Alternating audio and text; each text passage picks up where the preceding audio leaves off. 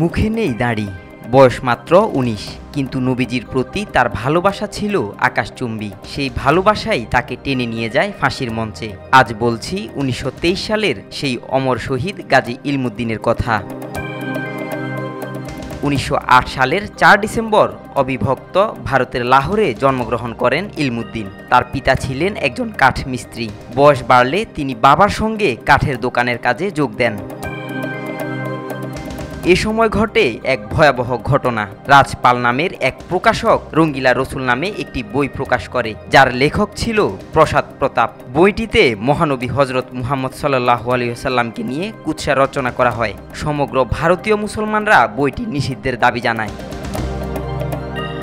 বিক্ষোভ চরমে পৌঁছালে মুসলিম আইনজীবীরা লাহোর সেশন কোর্টে মামলা করেন। সেশন কোর্ট রাজপালকে দোষী সাব্যস্ত করলেও সে হাইকোর্টে আপিল করে। সেখানে বিচারক জর্জ দিলীপ সিং রায় দেন যে বইটি ভারতীয় দণ্ডবিধির ১৫৩ ধারা লঙ্ঘন করে না, অর্থাৎ এক অদ্ভুত রায়ে রাজপাল মুক্তি পায়। ইংরেজরা এটিকে মত প্রকাশের স্বাধীনতা বলে উল্লেখ করে। পক্ষপাতমূলক এই রায় লাহোর থেকে ঢাকা পর্যন্ত সব মুসলমানের কাছে ঘৃণিত হয়ে ওঠে।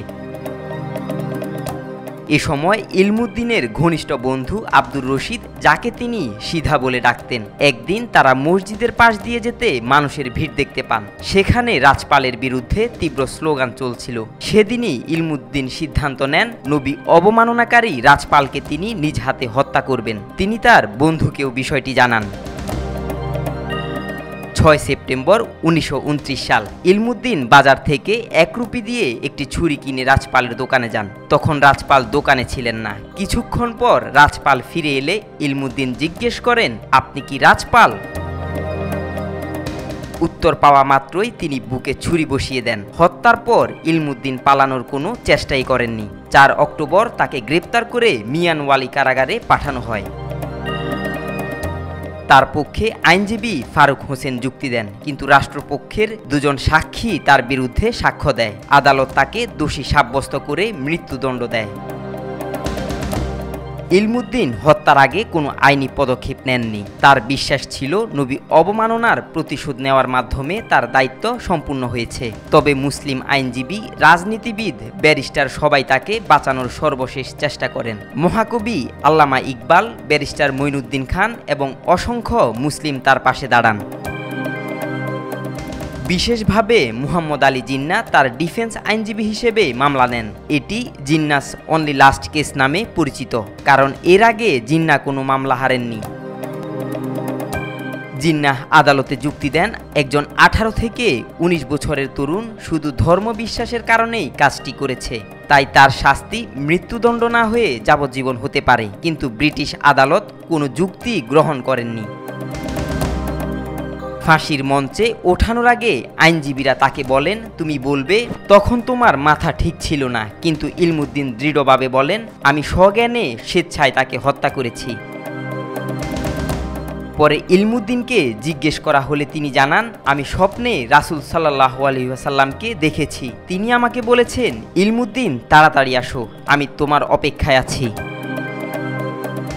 মুসলমানরা ইলমুদ্দিনকে লাহোরে কবর দিতে চেয়েছিলেন, কিন্তু ফাঁসির পর ব্রিটিশরা তাকে লিয়ানিতে জানাজা ছাড়াই দাফন করে। এতে মুসলমানরা ক্ষোভে ফেটে পড়ে। লাহোর জুড়ে বিক্ষোভ আন্দোলন ছড়িয়ে পড়ে। মুসলিমদের তোপের মুখে পড়ে ইংরেজরা ভীত হয়ে পড়েন। তখন ইংরেজ সরকার বুঝতে পারেন এভাবে চলতে থাকলে আন্দোলন থামানো মুশকিল হয়ে যাবে।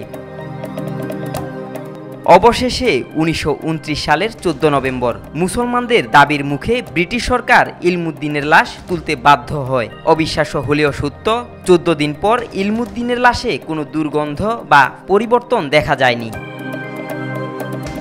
২ দিন পর লাশ ট্রেনে করে লাহোরে পৌঁছে ভাটিচর থেকে আমিনাবাদ পর্যন্ত মানুষের ঢল নেমে আসে। ধারণা করা হয় প্রায় ৬ লক্ষ মানুষ ইলমুদ্দিনের জানাজায় অংশ নেয়। তার খাটিয়া কাঁধে নেন মহাকবি ডক্টর আল্লামা ইকবাল। ইলমুদ্দিনের বাবা আল্লামা ইকবালকে জানাজা পড়াতে বলেন, কিন্তু আল্লামা ইকবাল বলেন, আমি পাপী মানুষ, ইসলামের এই বীরের জানাজা পড়ানোর যোগ্যতা আমার নেই।